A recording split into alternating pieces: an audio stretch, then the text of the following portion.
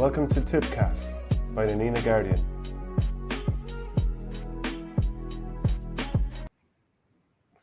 Well, Shane Brophy, sports editor of the Nenagh Guardian. It looks like Colm Bonnar is set to be announced as the Tipperary hurling manager, or certainly be put forward for ratification.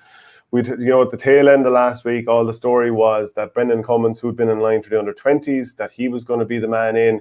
Maybe Willie Maher, who of course was my club manager for a couple of years with Coola.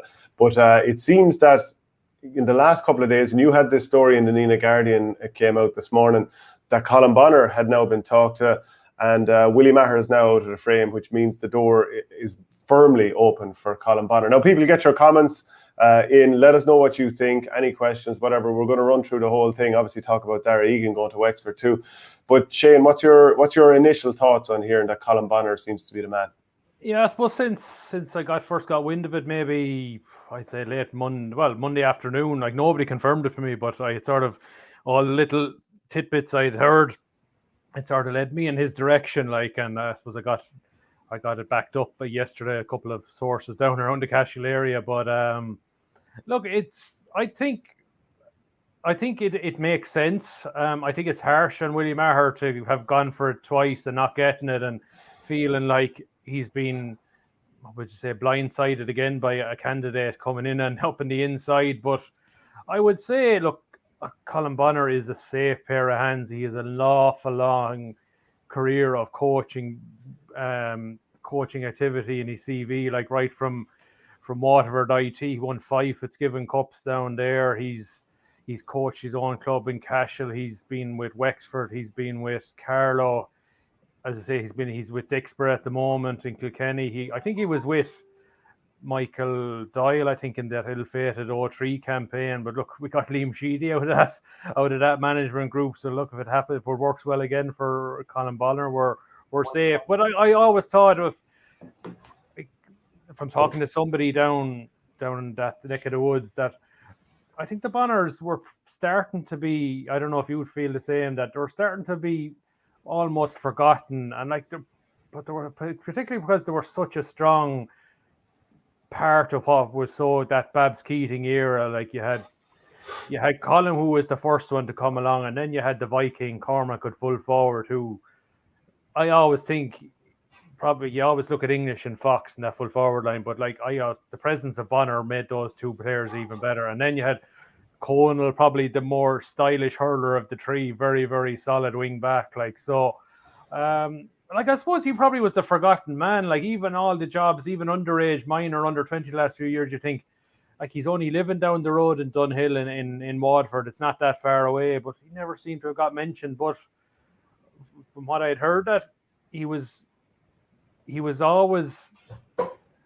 never approached for any of the jobs. That's the way I'd be looking at it. And finally, somebody picked up the phone and what would you think? And yeah, I'm interested. He's too blue and gold to the core. And look, I think in terms of, it's probably, you think he was never, to people not in the know, he was never in the frame. But I always thought he should have been higher up the pecking order, maybe in terms of the list than he should have been. And look, it looks like it's his job now, and look, I think it's a very safe appointment. It doesn't mean that it can't work. It'd be interesting to see who his management team will be. But look, this guy hurled for 13 years for Tipperary. He's 2 All-Irelands. He has, once I'm going to pull up his CV, 5 Munster Championships, an All-Star. Look, he's been there and done it. I think it's appointment that it mightn't set the world alight in terms of maybe the modern Tipperary fan, but look, I think in terms of anybody who would have followed Tipp even back into the 80s, they know, look, Colm Bonnar is as solid a character as a Tipp manager you could want, and I'd say that's probably what fell down in his side in terms of the county board going in his direction. Yeah, well, look, when I saw your story this morning, I did go around the houses to find out how he has been perceived in both Carlow and Kilkenny the last couple of years. Because, as you said, he hasn't really been a name that's been bandied about when people talk about who'd be the successor. And, so it's almost like he was the forgotten man to some degree, and because he's now 57, and look, that's not too old. Like Brian Cody was winning All-Irelands when he was 57. Obviously, they haven't won one for the last 6 years, but he was winning them at that age. I think it can be done. But like the feedback that I've gotten from speaking to people who are involved or have been involved previously with Ballyhale, with other clubs involved in Kilkenny, also speaking with someone who's had an involvement with Carlow, it's all very positive. They say that he's an excellent coach. They say that he's a very good man manager and motivator. The question then will be about getting that team around you. I mean, you kind of made this point just before we came on air that John Kiley, it's not as if he was a revered manager who has been talked up as someone who could turn things around for Tipperary or for Limerick. Like, a couple of weeks ago, we were talking about Liam Cahill will come in. He's kind of, he's done his apprenticeship with both the Tipp underage and Waterford. He's going to come in and turn it around. Whereas Kiley's come in and turn it around without people talking like that. And a lot of it has been the team he's gotten around him. Obviously, they've got the resources in UL. They've got Paul Kinnerk. They had Joe O'Connor initially, then Mikey Kiley is yes and Cedar. So there's a lot to pull together. This isn't simply going to be about can Bonnar come in and control the dressing room or something like that. You'd like to think that the right characters are already in that Tipperary dressing room. Maybe one or two more will go. But it is about the team he brings in around him as much as anything. Absolutely, yeah. And I just wonder, like, you could see 2 and 2 makes 4, like, but you think, like, he didn't have a huge part to play in the Tipp Ladies footballers this year, but he was an advisor under Declan Carr, and that Declan Carr suddenly steps down last weekend after 1 year. Was that the first smoke signal that maybe if Bonner's going for the job, that Declan could be one of his selectors? And look at Declan's an All-Ireland winning player, like, he's a bit of clout too, and like, you can be sure when Colm starts looking, maybe going around the county, maybe looking for a couple of more selectors, that look, it was 13 years hurling for Tipp, All-Ireland winner, like, that if he rings somebody, it'll be very, very hard to say no to him, like, because, like, he's, as I say, like, the age is only a number, like, he's huge experience, like, and from what I've been told, he's absolutely hungry for this job, and you can be sure, like, you can say maybe Reece, like, he won a club All-Ireland with Ballyhale. You don't get the Ballyhale job without knowing your business, like, so okay, inter-county, 3 years of Wexford, underwhelming, but look, he had very, very little talent to work with down there between 2009 and 2011, and that's not disparaging people in Wexford. I think they would agree the same. Like that team, there was a great team in the early noughties there that were still hanging around. Like, they were all gone. Like, maybe Gizzy Ling and a few of those that's probably all he had. Went away quietly, got into Carlow. Like, that what he did in 2018 and with Carlow is unreal. Like, winning Division 2, getting into Division 1, won the first McDonagh Cup final, got into the Leinster Championship. Okay, didn't set won the Christy Ring before that too. So you're talking about taking the team up tiers. You're managing a team in Carlow where you probably have less than 10 clubs to pick players from, and then you're splitting that with the football team as well, so you're probably not getting the very, very, you probably think there's probably quality hurlers gone off playing football for Carlow as well. So like he made them very, very competitive. Like, they didn't win too many games against the elite teams, but look, for that level they were very, very good. Like, so look, he's in with Dixborough under Pádraig Fennan. Like, Dixborough not that far away probably from a Kilkenny championship as well. So look, it's I think when you think about it, it's a logical appointment. It's a sensible appointment. It's I say it's probably not going to set the world alight, maybe the fan base, but I think the more appreciative or knowledgeable Tipp supporters, when they sit down and think about it, think, okay, this could work out. It mightn't be the Liam Cahill appointment that everybody wanted, but that doesn't mean Tipperary can't be successful over the next couple of years with Colm at the helm and whoever he has with him. There's an interesting comment in here from Tony Kennedy. I'll just bring it up on screen. And he says, do we need to look at the quality of our county board members? Wicklow would fill their position more easily. Even Clare, even able to keep a manager. So obviously there's that must be a reference to the Liam Cahill situation. And I know that there was certain gripes over the way this process was ran. So, I mean, ultimately, if Tipperary get the right man, everyone will forget about all that. But would you see many question marks over the way this has been run? You probably think that there would have to be like, look, no organisation ever comes out of these processes clean. Like, look, I suppose, Liam Cahill was the number one candidate. They went for him. He said no. Like, and from what I heard, like, from what I know is that, like, about 95% of the stuff was agreed between both camps, but maybe Liam was looking for maybe too much, like in terms of too much power, too much say, maybe over the under-20s and even down as far as the 17s, and like that's a lot of power to give to a manager coming in his first year, like. So look, it's look, you probably say, I'd say Willie Maher's probably very frustrated, like second time in a row he's lost out. And look, I suppose there was a sense that they go back to the drawing board after Liam Cahill, because I suppose they didn't think they needed to look at anybody else. And look, they probably made I know they rang a lot of people. Like Nicky English was asked, Eddie Enright, like I know he would have a great reputation down his UCC as a coach.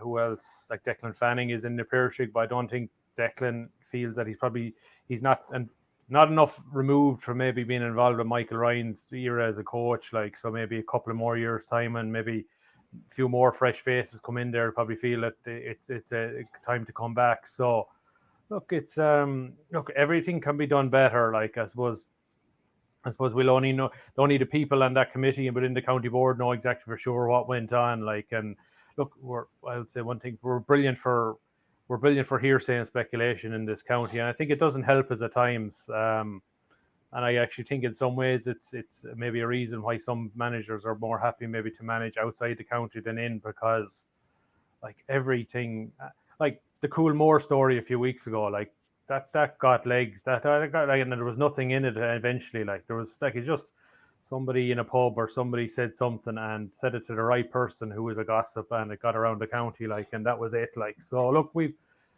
we're mad about our GA, but I just don't think we help ourselves at times with maybe who we're listening to, and some of the things that are taken as gospel end up being actually pretty wide of the mark. Like, so yeah, and I mean, if you were to expand that wider to like Irish people, like, look at what Stephen Kenny is going through in terms of scrutiny. Now, there's definitely things you can poke at there because the results have been fairly scandalous. I mean, obviously the Luxembourg defeat. But look, just to bring it back to Tipperary again, Colm Bonnar is going to face that scrutiny. Now, I think he's going to get a bit of time because everyone probably recognises that players have to be brought through, and belatedly they have to be brought through. Guys that were there in 2018 with the under-21s. So they haven't had the experience, or quite enough of the experience. They will most likely get that opportunity now. And I think everyone in Tipp understands that there could be a couple of results might go a little bit awry. But the thing about, like you mentioned, Declan Carr there, and I suppose you're opening up the possibility that might he have an involvement too. 1991 All-Ireland winning captain.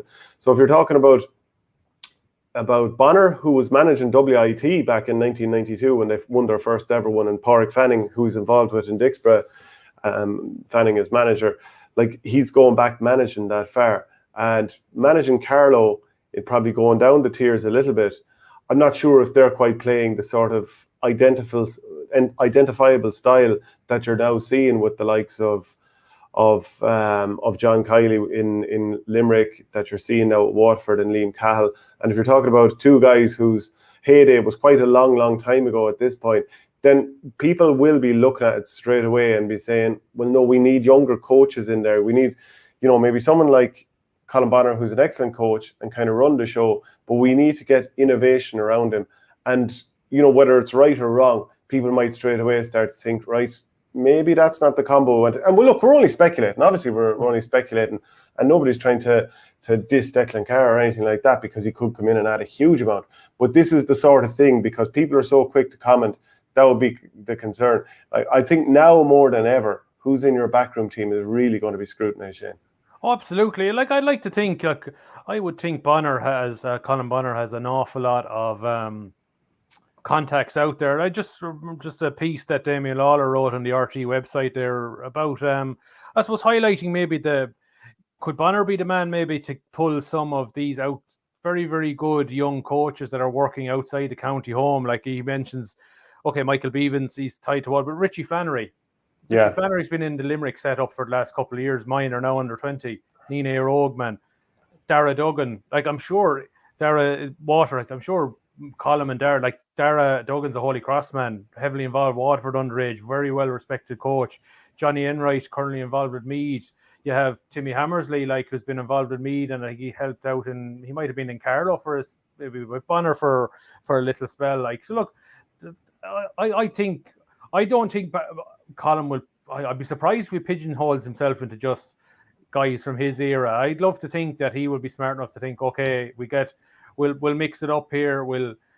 I'll have confidence in my own vintage, but I'll bring in guys that are hungry and enthusiastic. And like, you can be sure, like I would love to think, if you could hypothetically rob Richie Flannery out of Limerick, like what he would have insider knowledge. Like it's you know what goes on in American football, where I think you could say Dallas and Washington just are in the same division, but the amount of coaches and players that go between the teams at the end of the year, because they're not buying players, they're buying their inside information as well. Like, so, and like I think we've got to maybe get a little bit of smart, a little bit of ruthless, like in terms of that as well. So like I'd like to see maybe something like that happening as well.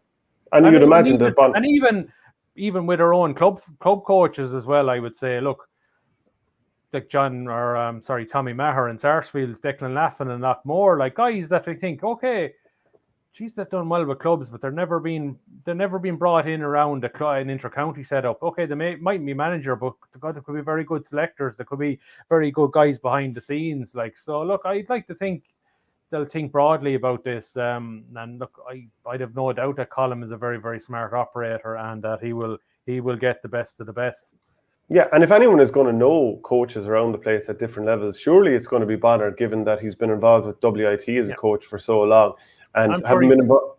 Sorry, and I'm sure, look, he's related. He's talking to all the other colleges, NUI, UCD, UCC. Like I'm sure they're all talking to each other. They all know who's the up and coming young coach all around the country. Yeah, definitely, and between Carlow, like, his network has to be absolutely massive in terms of like hurling knowledge. He'll have it in Tipperary, obviously Cashel Cormac's, and presumably he knows everyone the length and breadth of the county. And then obviously we've mentioned Waterford, Kilkenny, and should be very aware of the different styles of hurling that are going on in different counties. Now, Kilkenny, like ourselves, are probably some of the last teams to sort of adapt to the more modern approach of hurling. But one thing, one thing I would say is, the new style of hurling, whereby you get the ball and you work it out from the back and you run off a guy's shoulder, and basically like the Gaelic footballization of hurling. If I can put it in a sort of a very broad sort of way, everyone knows there's far more nuance to it than that, but it is sort of moving that way. That, when Eddie Brennan came in, like, and to some degree it was happening with Willie Maher, of course, as well, but there's definitely an even more sudden shift towards that in club training earlier this year. Now, I haven't trained for the last few months because of work commitments, but it wasn't until I was out on the field doing it that I fully appreciated the role of it, or how it's evolving, or what it kind of takes for players to adjust to that. I don't think it's impossible to adjust to it in a relatively short period of time. To get it to Limerick's level now, that's another thing altogether. And people will probably say, look, Coola got hammered at the weekend. That's fine, missing half the team. Not an acceptable performance all the same. But anyway, I'm just trying to frame the whole conversation that, having been out of the game as a player for so long, I wonder, will it somewhat affect his ability to adapt? But then the other part of me is saying, well, look, Liam Cahill's doing it, and he obviously hasn't played at a high club level for quite a while. Eddie Brennan, of course, retired a few years ago himself. So, get the right men around you, and I think that this can be a positive appointment, even though the general sense I'm getting immediately is that people are underwhelmed. Yeah. Oh, look, they're probably underwhelmed because they don't know his background. Like, they just think probably out of sight, out of mind, and he only managed Wexford, or he only managed Carlow. Like, you have to look deeper into what he's done, like, and his background and his pedigree. Like, he is, I would say he's a professional coach in an all but name. Like, he was the driving force of getting that Waterford IT and getting that era of dominance they had back in the late 90s, early 90s. Like, the players they had, the Henry Shefflins, the Eamon Corkerns, like, getting into that college and winning 5 Fitzgibbon Cups. Like, he can work with young people. Like, I think I said earlier, his age is nothing. Like, you can be sure if he works with college guys every day, so you can be sure he can work with 21, 22, 23-year-old guys trying to make county hurling. Like, and look, we have players in Tipperary. We just needed a bit of a freshness, and I would think he is the sort of a manager, an appointment that when next year's National League comes along, he probably needs to get off to a decent start, maybe get a couple of wins, just to get a. I would say we're bringing Stephen Kenny up again. He doesn't have to reinvent the wheel like Stephen Kenny has, but because we have talent there, it's about mixing and matching. It'd be interesting to see that we've had no other retirements since Brendan Maher, whether some of those guys were waiting on to see what was coming. I'd like to think that I would say he is Tipperary hurling royalty. They're part of that Bonnar clan, and two All Irelands, you didn't make a Michael Babs Keating team without having something behind you. You had to be something to make his selection, because he left quality hurlers not on the sideline, but even out with the squad. But he had his idea that he needed toughness, he needed strong mentality, and Colm Bonnar was one of those. Yeah, and I'm just looking at who Tipperary will be facing in the National Hurling League next year. So the group is Division 1B. It's going to include Laois, Dublin, Antrim, Kilkenny, and Waterford. So obviously, straight away, we're looking at the fact that Waterford are going to be coming down the tracks, and that clash with Liam Cahill, I think he's going to get plenty of the business from some of the Tipperary supporters. Not saying he should, but he will. Kilkenny game, that'll be interesting, because obviously Bonnar knows Kilkenny very, very well. Very winnable game. You will be targeting getting wins against Antrim. Dublin, I believe Matty Kenny is set to be have his deal extended probably today. And then Laois, of course, you would absolutely be demanding a win there. So that's a couple of games there that are very, very winnable. Get the confidence going, try a few things out, see how you're going, and just kind of get through the league and come into the champ. It's going to be very difficult next year, assuming that the round robin comes in, because coming through Leinster, if you were Tipperary, you'd walk through Leinster. But coming through Munster, it's an absolute bear pit. And there's a chance that he could go out and give a few great performances, but doesn't actually get out of Munster if you don't finish in the top three.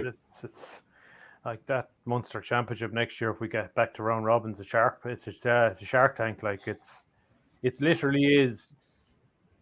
Your first target is to make sure you're in the top three. Anything after that, you can't even think of, because you've got to be looking minimum through 2 wins out of 4 should be enough for you. And if you're still standing after that, then you could maybe think, okay, we can target maybe get winning in All Ireland. But that's it's in some ways I love that fact that it's going to be dog eat dog. But then you could balance to say, okay, maybe would we be better off having a more of a seeded competition where you have a mix of Munster and Leinster. But I do like that dog eat dog nature, where maybe you'll have two big fish out of Munster potentially knocked out, even though they're maybe better than some of the teams that will come out of Leinster. But look, maybe that's just the way the trend is at the moment. Leinster could get strong in a couple of years' time again. It's just the way things are at the moment. Other than Kilkenny, has Leinster ever really been all that strong? I mean, to bring Galway in? Probably not. But I suppose maybe turning and bringing in Darragh Egan, and I like that appointment in Wexford. I just think you like it because you like it in terms of options for future Tipperary managers, because he's going to get road tested. Possibly, but I think he's a nice fit. It's a brave call for to go for effectively a rookie coach, but he must if I know Darragh, he would have wowed him with a presentation about what his vision is for hurling, and I would say the minimum requirement going down there was say he will play a style of hurling that would get Leach in, Conor McDonald and Rory O'Connor doing what they should have been doing for the last few years and putting the ball over the bar in the back of the net regularly. I go on record and say I think Conor McDonald is been the most abused talent. I thought that this guy had the ability to be anything, but he was pigeonholed into a style of hurling that wasn't getting the best out of him. He should be destroying full forwards at the edge of the square, because he's big and he's strong. He's a left-handed hurler. He's he's not the paciest, but he has pretty much everything else. He has everything else. Rory O'Connor's. I just think he has. I think Wexford could kick on next year. Right? Because he will bring that Killenaule style where everybody's comfortable on the ball, but it will be forward thinking. It'll be about how do we outscore the opposition. Yeah, if you were Darragh Egan now and you were thinking of implementing the Killenaule style there, I think that does makes it quite exciting for Tipperary supporters in a way that obviously Tipperary, the team itself, is the main focus, but you've got one eye on Antrim there because you want to see how Darren Gleeson gets on. You've got another eye on Liam Cahill, another eye on Darragh Egan. So it's interesting from that point of view. But if you were to think this is what Darragh Egan is going to do with Wexford next year, where do you see Lee Chin playing? What do you see them doing? He would be foolish to throw. You can't throw out what the system that's been there. You've got to tweak it. And I would have thought that. I would have thought you'd simplify it to a certain extent. You'd tell Connor, at least Connor McDonald, you're my 14. We'll put nobody plays a 3-man full forward line anymore. So you have McDonald +1, and then you have maybe Chin at 11 or Rory Connor, or maybe in beside him, maybe 10 or 12. I would have said they're three forwards that would rip apart a team. And I would like to think he'll open up the field as much as you can. I think you and me were at the Clare Wexford match a few weeks ago. There was times in the first 15 minutes there wasn't a Wexford player inside their attacking 45. It was just all around the middle third, lads. I just think there will be structure. There will be an element of the Davy Fitz style in terms of possession, in terms of finding the player in the best position. But he will leave one, if not two, players inside the whole time, and at least having a threat in there if things are going to break down. And look, he will I think what has made Killenaule so good maybe the last 10 years is that they haven't had maybe goal star players, but they've had enough 9 out of 10 players to make themselves a very, very strong team. And if he gets that into Wexford, they have enough quality players, and if they get Paddy Foley back, if they're not an old team by any means. I think he's going in there. I think he's going in there at the right time. He doesn't have to retire guys. There's not going to be retirements. There's enough quality there to suspect that at least they should be challenging to get in the top 3 in Leinster and take it from there. Yeah, it'd be hard not to agree with you there. I think they are right there at the peak, but it kind of has happened pretty much now because a lot of those players are 28, 29. A few comments are flying in here. Keep them coming, whether you're on Facebook or YouTube. We can bring those comments up on screen, like this one from Flannery's Shane Edward. Just hoping that, lads, the Tipp are competitive next year and get out of the Munster round robin. He needs to beat Waterford, a huge game, and he's talking about the championship. That's Mark Corcoran. That is going to be some occasion. And how come Willie Maher is out of the running? I believe they did meet with him, just a brief enough meeting over the weekend, a couple of hours sort of the chat. And after that, I believe they did speak to Brendan Cummins last week. Is that your kind of information? Yeah, they have. I think they did speak to him, but I think Cummins' head was still more set on the under-20 job, where he could cut his teeth. It would be a big risk for Cummins to go straight in at the deep end at that senior inter-county level, like backroom team, being a backroom player in Laois and Kerry probably isn't enough, isn't a huge step, isn't a huge maybe enough work done. You get into the system in Tipperary, hopefully things go well. He could be lining himself up to be the next Tipperary manager, maybe beat off Cahill, maybe beat off Gleeson, beat off Egan, so. And look, I feel sorry for Willie Maher.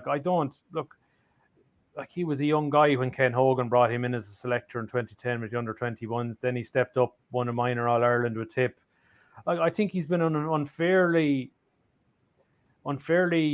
maybe tagged with what his 2-year stint at under-21 level. That first year he beat a star-studded Limerick team in a semi-final, lost the Munster final to a star-studded Waterford team in Waterford. And Watch Park their own ground. They were in that game until I think Peter Hogan got a cracking goal and it just turned away. Then I went back to the 2017 under-21 championship. They lost to Limerick comfortably enough. That Limerick team had 7 starters that won an All-Ireland 4 weeks ago. Plus that was an under-21 team 3 years removed from when Liam Cahill had them at minor level. They lost double digits to Limerick and Clare in the Munster Minor Championship. It wasn't the most talented group that I was able to pick from. So I just think it's easy to, and much like Stephen Kenny, it's easy to just look at results and think, he was no good. When you think, what did he have to work with? Was there enough talent there? Did he maximize the best of what he had? So I think maybe the one thing that's holding him back is maybe not having senior inter-county management experience. Like involved with Coola, involved with Dixborough, being the backroom team with Derek McGowan Waterford for year. I just maybe he needs to do a Darragh Egan or a Darren Gleeson, go and get a big job. Even, like I know there's an opening in Westmeath at the moment. I'm not sure whether they've tapped it, whether they've spoken to him there. I think somewhere like that is a good start for him.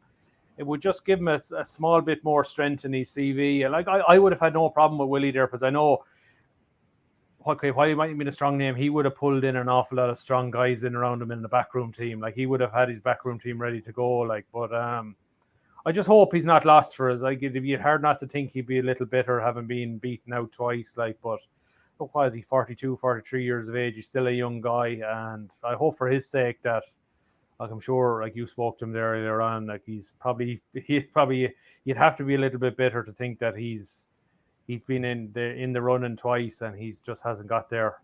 Yeah, I look, he's a gent and like a very good.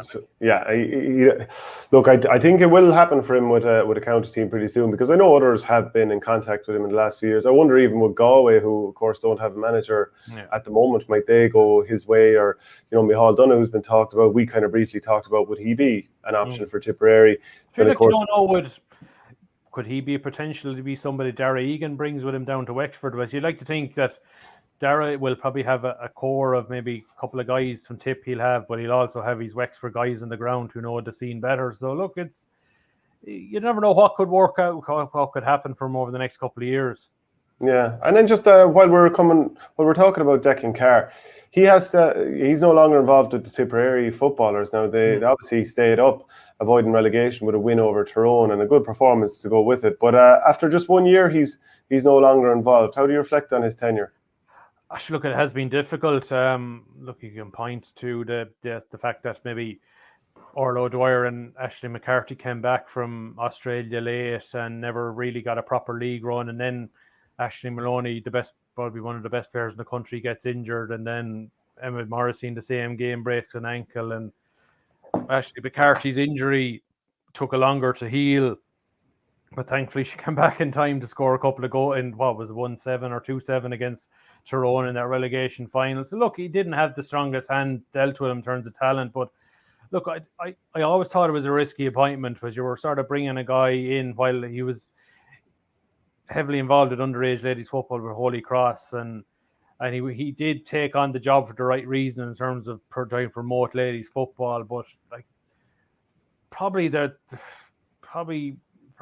just the wrong appointment, like in terms of he meant well, but it was a risk, and it was a risk that didn't work out. And okay, I think maybe the ladies, but you can read at his statements and from what I was hearing, that maybe he wasn't getting the full pull for some of the leading players over the last while, and maybe things weren't as maybe professional as they should be. And look, you know as well as I do, ladies football senior league, they demand the best as what the men get. And look, we see the quality of that ladies football final in Croke Park last Sunday, and I'm sure there's probably a little bit of a push from the ladies thinking too, look, we were better than Meath 2 years ago. How if they passed us out? Okay, admittedly, things haven't, a bit of luck in terms of injury haven't fallen Tipp's way, but I'm sure whoever Tipp get in, like they'll be thinking, look, if Meath can kick on and we get everybody in our team this year, plus the fact that with the injured players this year,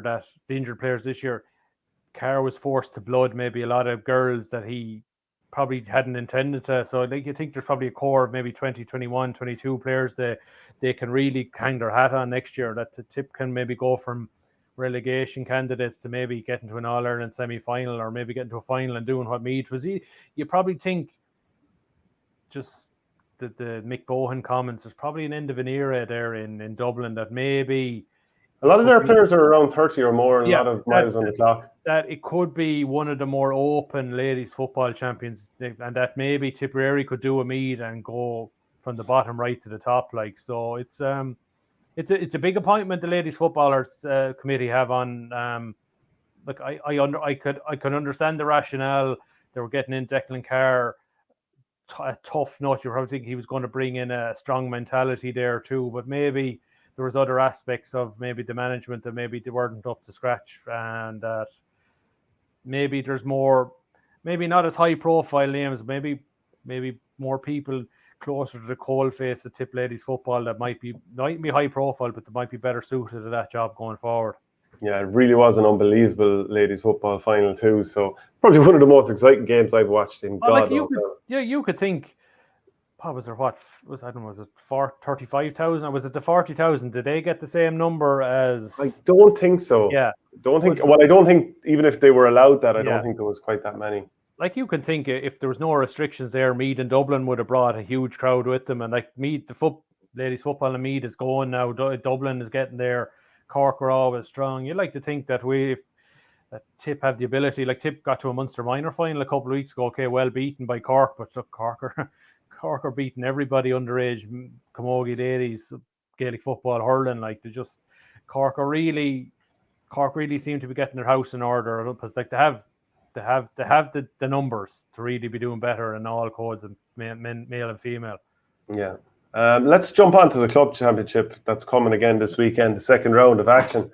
We'll start off with Borris-Ileigh against Kilruane. They met in a North semi-final not too long ago now at this point, 3 or 4 weeks ago, and Kilruane won that day. Borris-Ileigh, not overly impressive. Now, Borris have bounced back since and got that big win. Well, obviously there was no action the weekend just gone, but the weekend before got that big win over Roscrea, whereas Kilruane, they beat Nina, which is an impressive victory in itself, bouncing back from the North final defeat.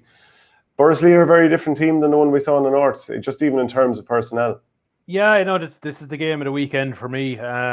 Like two teams, good wins in the first round, and then you have to say that you have that North semi-final game from a few weeks ago where, like, Borris-Ileigh were poor, but there was a definite sense that Borris-Ileigh's focus wasn't on that game. Like, I think JD Devaney didn't play, Paddy Stapleton didn't play, Kevin Maher was only coming back from injury. Brendan was only getting up to speed. Dan McCormick was only getting up to speed. But definitely the Roscrea match. Like, okay, maybe Roscrea wouldn't be maybe they'd be just under Kilruane's level at the moment. But that first 15 and maybe the changing of Dan going to 6 and Brendan pushing further up the field, and a bit more of a roving role for JD Devaney. I think we'll get a better grasp of where Borris-Ileigh and where Kilruane are this Friday night. Look, I thought that Kilruane victory over Nina was very, very impressive. Like, I thought maybe a week after losing a North final, and a North title would have been huge for Kilruane. I think maybe they might have been a little sore, maybe a little disappointed, but look, they were 7, 8, 9 points a better team than Nina. Like, those 2 goals at the end for Nina put a bit of glass on it. So, you think Kilruane won by 7 points a few weeks ago. You think they should be favourites again, but I fancy Borris-Ileigh here. But I said I wouldn't be surprised if Kilruane won it either, because they're just that one. Kilruane, they're just that one. They're that type of a club where if they get on a run of good performances, but they're one of those clubs that can get on a consistent run of steady performances, get the max out of everyone. I think Darragh Peters is due back from America. He was there for the summer. Like, he would add to their options in the half-back line, which potentially could maybe move Niall O'Mara up the field as well if they're stuck to if the needs be as well. So I think maybe I fancy Borris-Ileigh, but I think if Kilruane win this game, officially for me, they're championship contenders. I don't have them in that bracket yet, but I think if they follow up the Nina win with this one, I definitely would have them in that championship contender bracket. Is there anything to be said that for Borris-Ileigh, because they've already played Roscrea, and then the last game against Nina should be more difficult than Kilruane playing Roscrea? Kilruane are most likely going to win their final game anyway, so they'll be going through. So in some respects, this is a bigger one for Borris-Ileigh. They probably need the points more and just get this done. Oh, probably. I like it, and there's no. I wouldn't be. We could end up a scenario where Nina, Kilruane, and Borris-Ileigh all finish with 2 wins each, and it goes to score difference. So, like, I could see Nina maybe beating Roscrea, but ended up and beating Borris-Ileigh in the last game if push comes to shove. It's like there's not an awful lot between a lot of clubs in the county. Like, if you're just a small bit off it on the day, or if it clicks for a club on the day, you could win a game 3, 4, 5 points. So I just think maybe the manner of the performance and the manner of the defeat in the North semi-final will have Borris-Ileigh fully focused this weekend. And I think maybe the open space of Semple Stadium might play to them as well. Like so, but then Kilruane could look back to 2 years ago and think they were up a man, draw a game, a point up at Borris-Ileigh in the county semi-final, and they left it behind them. Like so, look, I think both teams will have a strong element of a bit of a psychological, maybe motivation on it. I do think it's the game of the weekend. It's Friday night. It has it to itself, live stream, and hopefully we'll get a good quality game, and I think we will. There are a lot of matchups that I'm interested in seeing. I mean, you talked about Niall O'Mara there. We saw him playing full back for most of the game against Killenaule, and then he was moved out the field the last day. I think you were saying, like, would he maybe go midfield? Would he go head to head with maybe Brendan Maher if he was like he wasn't named he was named in the half forward line and dropping off? Who's going to go centre forward? Is Dan McCormack going to be centre back, and maybe will Cian Darcy or Jerome Cahill more likely go out there? I mean, there are some very tasty matchups in there. Oh, look, it could be a very clogged middle third, because you could have Jerome Cahill at 11 for Kilruane, but drifting into the midfield. Same with Brendan Maher. Like you could have maybe Craig Morgan given a man marking role on Brendan, because like Brendan is the one that makes them tick. But I thought there was at the Ross Gray match, which I was at, there was you could see Brendan and Kevin Maher working very, very well off each other. Like Kevin Maher's brain is like he's definitely one I think Colm Bonnar should be looking at. He's small. Well, I couldn't understand him centre back for the under-20s. It just didn't make sense to me. But I could understand it because he's probably the smart. He probably not your archetypal inter-county centre back because he's small, but he probably was. If you were playing a sweeper sort of a centre back where he would run the show and make a Declan Hannon, you'd say, but that was probably the mistake maybe the under-20s made, that they didn't maybe make him more of a Declan Hannon type 6 and have somebody sitting back in front of him, giving him cover, like, and allowing him to maybe sweep in behind 5 and sweep in behind 7, like so. Whereas, like, I think with Borris-Ileigh, himself and Brendan will be allowed to dictate the play, and like you have Devaney inside, you have the two Kennys, you have Eddie Ryan, Jerry Kelly, like, who was, I suppose the one thing with Jerry is he's like, people keep throwing in the club final and look, the 6 points from play, and he was brilliant that day. But I think that's the thing that's against Jerry, is that he could do that, but he can also go through games where he's very, very quiet, and there's probably a lack of consistency with Jerry that's holding him back. He did some good things against Ross Gray, but then he also drifted out of the match, and maybe missed a couple of chances that he probably should be knocking over, like so. But look, I would think Borris-Ileigh 1 to 15 probably are as good as there is in the county, and maybe they might have an issue maybe with the quality of their subs. But look, there's very, very few clubs in any county that will have a strong bench to call on. You probably every strong club will be hoping that their best 15, 16, 17 will win the matches. Like, you'd really, if you're going to your bench, you're probably under pressure then. Like so. So I'm sensing you are slightly edging towards Borris to win this. I am, but look, Kilruane could make a fool of me again, like so, and they're probably hanging it up in the dressing room as we speak and getting it ready to go, like so. No doubt about it. Yeah. Just looking at I mean, we're going to talk now about Drom-Inch against Upperchurch this weekend. Yeah. And reflecting on the first round, Aero Gannacarty, they beat Upperchurch by a point, and SARS put up a decent scoreline of 519 to 123 from Drom-Inch. So 519 is ugly looking enough, but you know, it's not the biggest defeat in the world, but still conceding that many goals is not ideal. Well, I suppose when you're thinking you're 3-5 to 3 points down, you said, Jesus, this could be anything. But I suppose the fact that Drom come back and scored 123, which is a good score in itself, like so, like, it's a massive game, particularly for Upperchurch. Like, Upperchurch would have had Drum's number the last few years, so you think this is a toss-up game. But considering Upperchurch of Sarsfields to come, Upperchurch really probably have to win this game, like, to have any shot of getting out of the group. Is like the way Thurles Sarsfields are going, like, it's hard to see anybody beating them at the moment. I'd like to think maybe if you go into October, November, the more the games build up, that maybe Thurles will come under pressure, like. But I guess Drom-Inch have had injury problems, and it hasn't been an easy time for James Woodlock trying to get a settled team together. But look, they they do, like, their second team, the intermediate team, Betcap White, is like they do have a very set, strong core of 35 hurlers in the club. Like, and maybe it's sometimes with Drom, they're nearly spoiled for choice. They probably have an awful lot of guys in around the same level, and finding the right balance between who maybe would be a guy on that intermediate team might be a very, very good senior hurler. Like, there's probably no real difference between between a lot of those guys in that club. Like, so, I'd say Upperchurch. Just wondering, maybe our Upperchurch, have they hit their peak? Have the level the last few years where they're really pushing the likes of Killenaule hard, Thurles hard, Drum hard, but sometimes Lockmore, but haven't been able to get over the line. You just wonder, is there potentially a slide coming? Like, James Barry is not hurling anymore. He's on their junior team.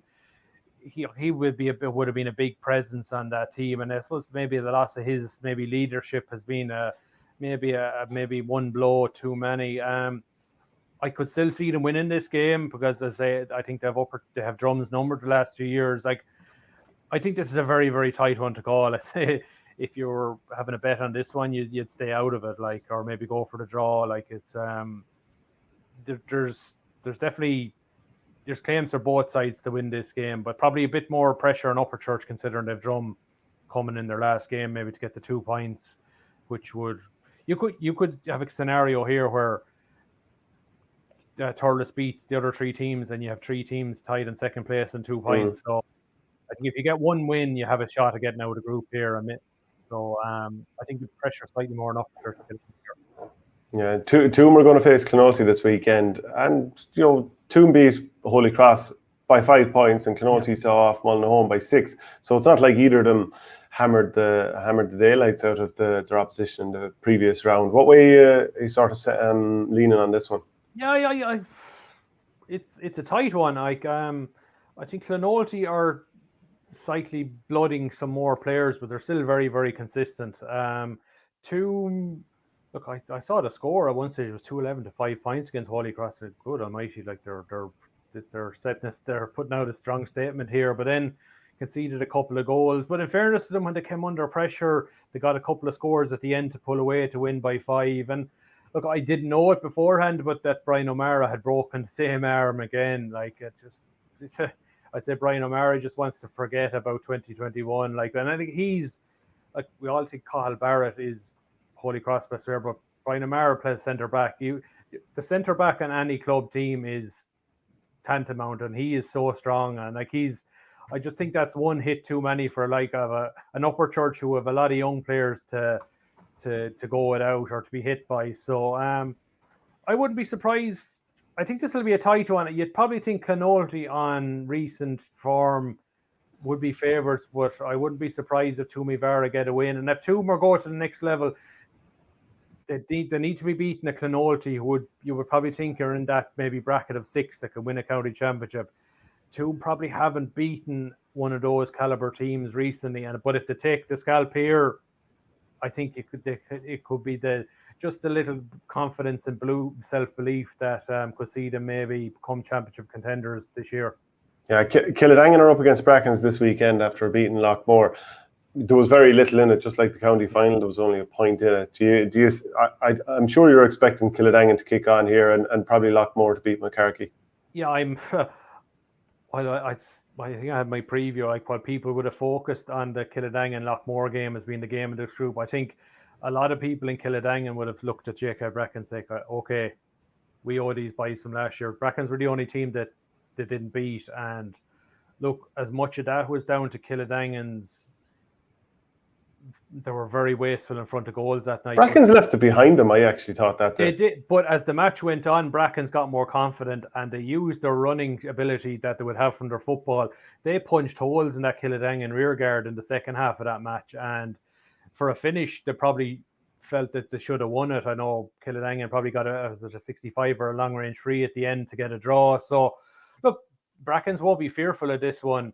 They'll feel, okay, we drew with these guys last year. We're on a par with them. But I just think I just think if there's one match Killenaule are really going to be ready for this year, it's going to be this one. And it's in Nina, which is effectively Killenaule's home pitch. They probably play more there than any other venue. So, but I don't think they'll win it comfortably, because I think Brackens, just that possession style they play with, they play the same way football and hurling. They'll look after the ball. They'll get guys in position. They'll score. But I just think Killenaule probably they know how to win matches, and I just think Killenaule will get through maybe 5 or 6 points to spare. And what about the Oreen then? Laura against Portrue and St Mary's are against Cashel Kincormac's. Yeah, they're probably the two that stick out for me this weekend, because I think it's the tightest. It's probably the most open of the groups. You think it's like Laura against Portrue, the loser is probably going to be out at the reckoning. They played a brilliant game last year in Cloughjordan. It was a 9-goal thriller, and I think Porter up 6 or 7 points at one stage, and it was a couple of brilliant Bonnar Maher goals that just kept Laura in touch. And then the second half, when Laura just got to the pitch of the game, they kicked on and won pretty 5 or 6 points in the end. So look, but Laura don't have Bonnar this year, and but you'd like to think from when that was the Laura team were still probably trying to find their stride.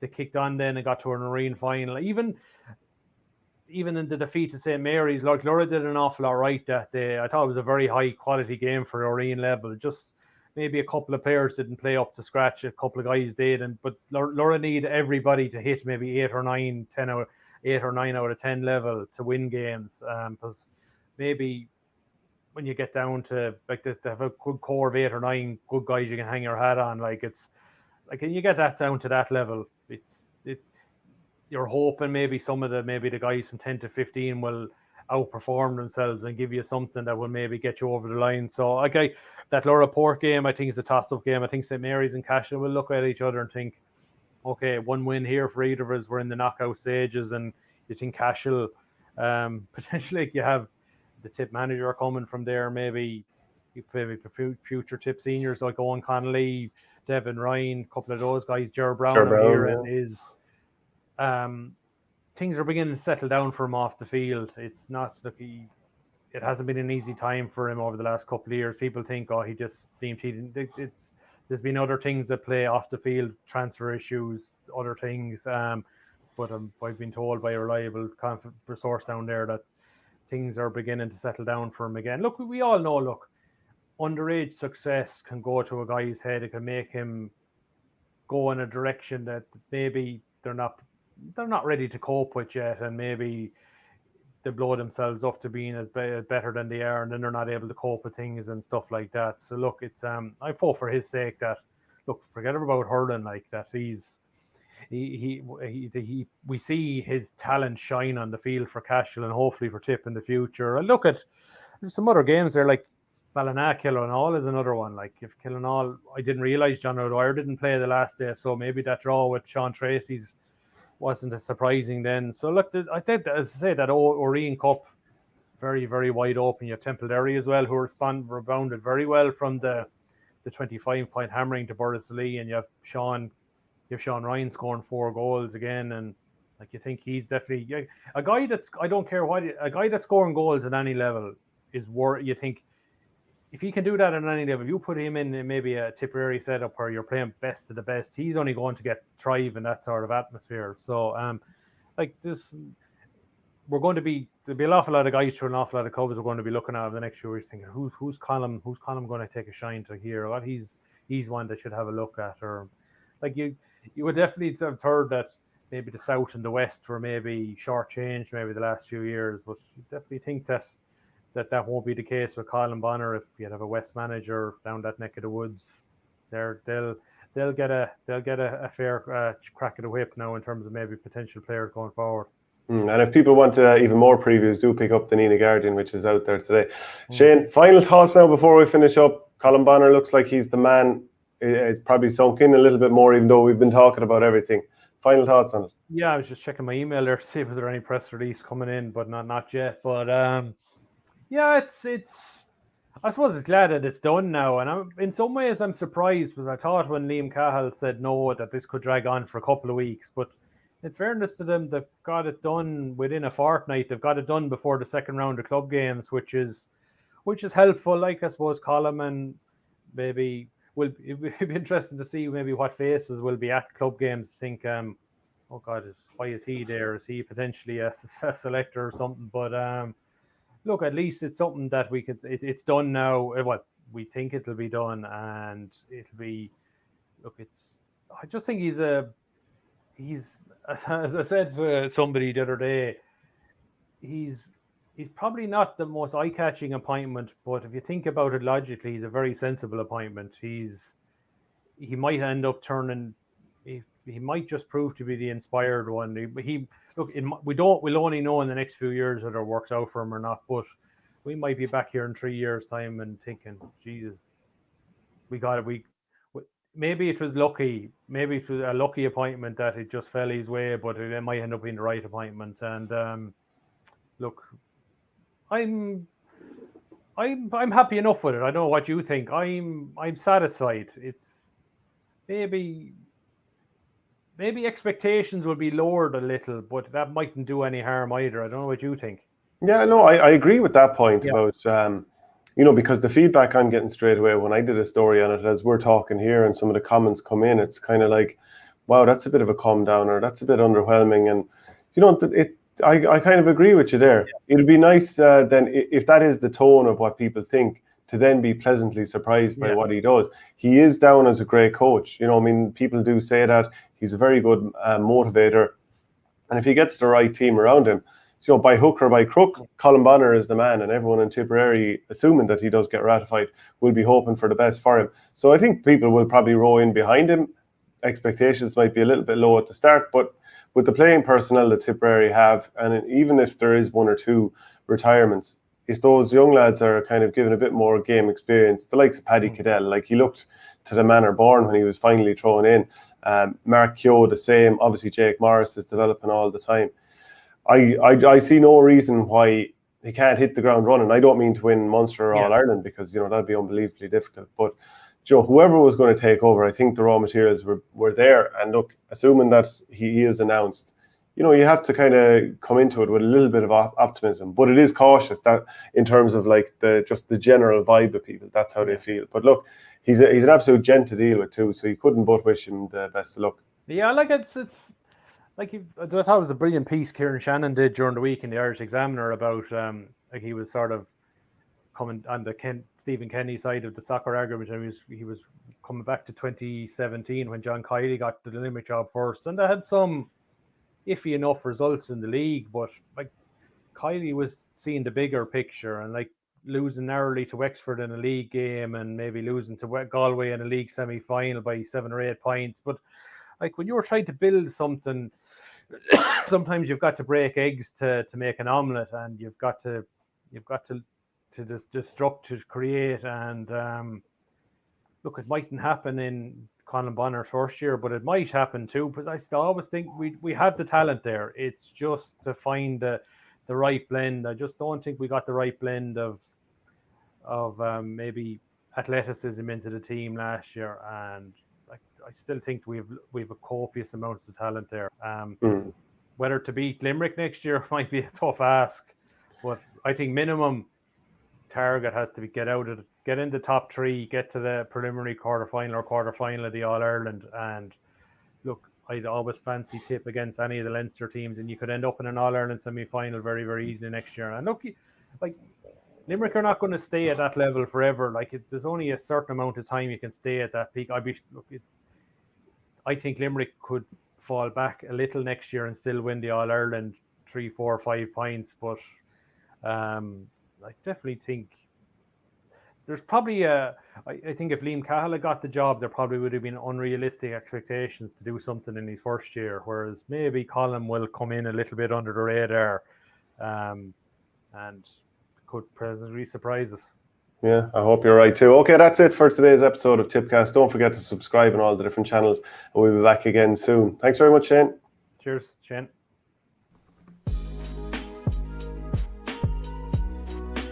Welcome to Tippcast by the Nenagh Guardian.